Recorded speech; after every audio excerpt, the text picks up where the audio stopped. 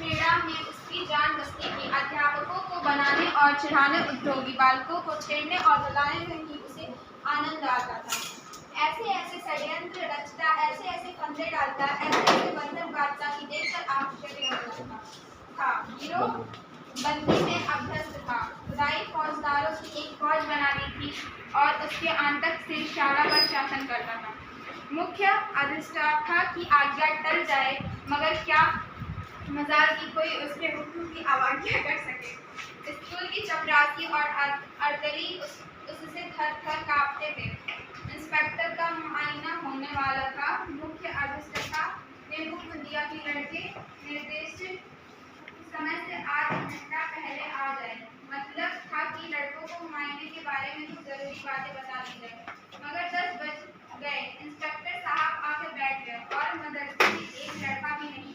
11 बजे सब छात्र इस तरह निकल पड़े जैसे कोई पिंजरा खोल दिया गया हो। इंस्पेक्टर साहब ने कैफियत में लिखा, डिसिप्लिन बहुत खराब है। प्रिंसिपल साहब की किरकिरी के अध्यापक बदनाम हुए और यह सारी शरारत सूर्य प्रकाश की थी। मगर बहुत पूछताछ करने पर भी किसी ने सूर्य प्रकाश का नाम तक न लिया।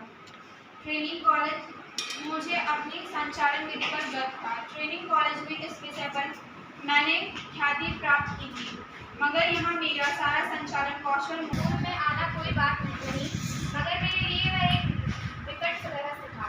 अगर यही ढंग रहे तो एक दिन यह दो जेल में होगा, यह बारूद खाने में। उस साल मेरा तबादला हो गया। यहाँ का जलवायु मेरे अनुकूल था।